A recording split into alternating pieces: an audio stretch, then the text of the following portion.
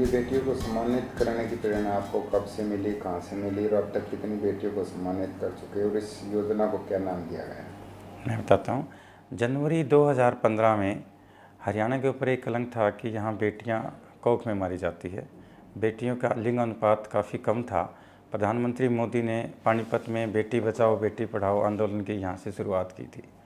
तो उसी से हमने एक प्रेरणा ली कि चिकित्सक होने के नाते और यहाँ मैटरनिटी का एक हमारा हॉस्पिटल होने के नाते हमने ठाना कि क्यों न हम बेटियों के लिए कुछ करें।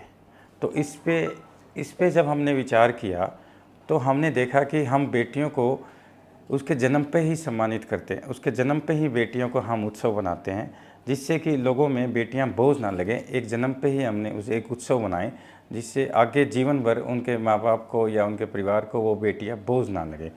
उसी कड़ी में जब हम देखते थे कि बेटा होने पर हॉस्पिटल के लेबर रूम के बाहर बधाइयाँ दी जाती थी, स्टाफ में मिठाइयाँ बांटी जाती थी, अपने परिवार में संदेश दिए जाते थे, खुशियाँ मनाई जाती थी, थाली बजाई जाती थी, तो हमने ये कहा कि इसी धारणा को हम बेटा बेटी का जो फ़र्क है उसी को ख़त्म करेंगे। हमारे अस्पताल में जो भी बेटियां होती हैं उसी समय उत्सव बनाया जाता है। बेटी होने पर हम मिठाई बांटते हैं, बेटी होने पर हम शगुन देते हैं, बेटी होने पर हम उसको नई ड्रेस बनाते हैं, एक सम्मानजनक तुलसी का पौधा हम जब देते हैं। बेटी जब से यहाँ से विदाई होगी तो उसकी एक सम्मानजनक और एक उत्सव के रूप में यहाँ से अस्पताल से बेटी की विदाई होती है। तो वो जब एक ऐसी आज जब हमने मार्च 2015 में जब इसकी शुरुआत की थी, वो हमारी बेटी अनन्या के नाम से शुरुआत की थी। हमारी बेटी का नाम अनन्या है, तो हमने उस नाम से इसका योजना का नाम स्टार्ट किया था और आज तक हम 5000 बेटियों को इस तरह से विदाई दे चुके हैं।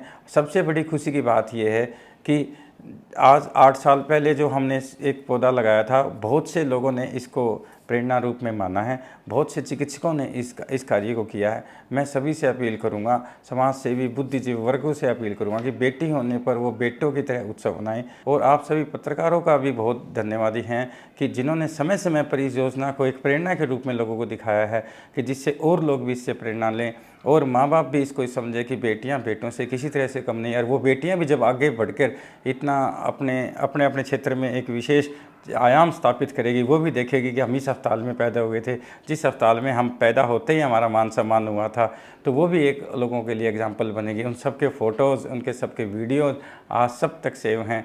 तो हम तो यही कहेंगे, बेटियां बेटों से किसी भी तरीके से कम नहीं हैं। बेटियों के जन्म से ही उत्सव बनाएं, बेटियों को किसी भी तरीके से बोझ ना मानें। बेटियां बेटों से किसी भी तरीके से कम नहीं हैं। Thank you. हमारे टाइम तो बेटी को बोझ माना करते, अब बेटी का मान सम्मान करना बहुत अच्छी बात है। पढ़ती है, लिखती है, बहुत अच्छा लगता है। बेटा बेटी में कोई फ़र्क नहीं है। तो आपकी पोती हुई, इसको क्या क्या मिला, क्या सम्मान मिला? इसको मिठाई का डब्बा मिला है, एक तुलसा का पेड़ मिला है, हाँ, और 1100 रुपये मिले हैं। बहुत अच्छी खुशी की बात है। पहले बेटा और बेटी में आप कितना फ़र्क आया? हमको तो बेटी अच्छी लगती है और बेटे से बेटी अच्छी लगती है हमको। तो पहले कितना फ़र्क होता था आपके टाइम? अब तो बहुत ज़्यादा हो रहा है, सही हो रहा है। और पहला तो कोई बेटी को पूछते नहीं थे, अब तो बेटी को बहुत पूछते हैं। मेरी बेटी हो है। क्या क्या मिले आपकी बेटे को यहाँ पे? यहाँ पर 1100 रुपये मिले हैं। आपको एक डब्बा मिठाई के मिला है, पौधा मिला है एक। कितना अच्छा लगा? बहुत अच्छा लगा।